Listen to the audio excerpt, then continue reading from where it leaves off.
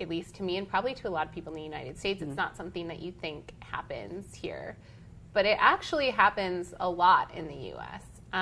Why do you think it's something that, a lot of people maybe not necessarily don't know about but aren't aware of, and why do people think that it's just something that wouldn't happen here? It's not like just any children can get married or, that a child could get married to an adult. It's these loopholes that kind of are in place. So depending on the state, it really depends. But in some cases, if a girl is pregnant, that would be a legitimate reason that the court would decide she could get married, or if her parents offer a signature. But I think there's the argument from some activists that people under 18 aren't able to give consent. So I think that becomes kind of a controversial area of should child marriage still be happening. What is it about, like, almost preconceived ideas about Western culture, like in America, where we just assume that this isn't going to happen here? And I think also when people think about the U.S., they think, oh, this is happening in backwoods Tennessee or Appalachia. Like, they're not expecting it to be happening in urban areas and happening in different places. But when you don't have, I think the step to eliminating anything, number one, is legal and having laws put in place to eliminate that. And number two, mindsets where maybe you're viewing a girl getting pregnant as, a different type of thing than just she needs to get married right away. Let's talk about if someone is pregnant, but they got pregnant because someone raped them. Does that constitute, a child marriage, and is that a forced marriage if then they're kind of forced to deal with the aftermath of that? So again, I think it goes back to the question of, can minors consent? And in some states, you have laws that say girls and boys as young as 15 and 16 technically can give sexual consent. So there's the argument as well around, okay, well, if a child can give, or a 15 or 16-year-old can give sexual consent, why wouldn't they be able to give marital consent? But on the other hand, you have, well, can minors really give consent? And so maybe, if the parents don't understand that the situation was rape, or maybe they're concerned that that baby that's going to come into the world isn't going to get support. What kind of forms of trauma can someone who is in a child marriage experience?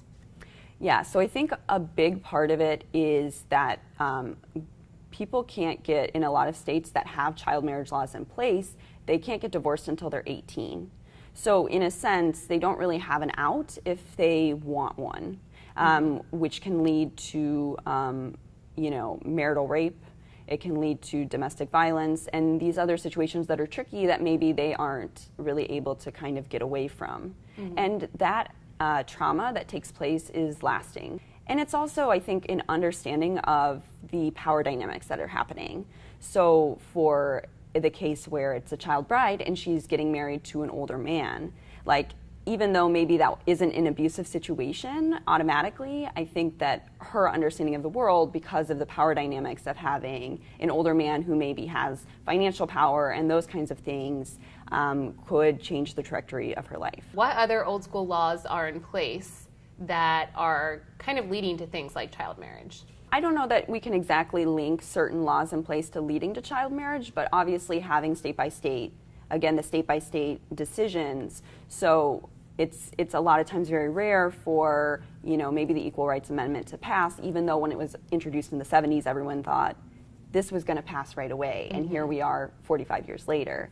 And so I think when you have the state-by-state decision, and then that not necessarily aligning with the federal level, and there not being an enforcement up at that level, and actually that's part of the controversy of the Equal Rights Amendment, was that, okay, well, do we want the federal government to have all of that power? There were concerns over, will this increase abortion rights for women? Will this basically flip the nuclear family on its head?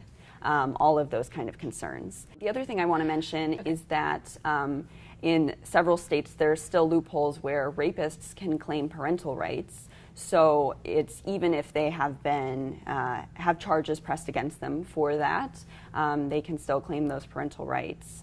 And that's kind of another law that I think a lot of activists view as very backwards. Yeah. So I will say with child marriage, there are a few states right now that are considering kind of overturning it. And so Delaware was the first state in the U.S. to really just eliminate it completely. In the recent months, there's also been a few states that have upped the age of child marriage, but it's still under 18, or it would be 17.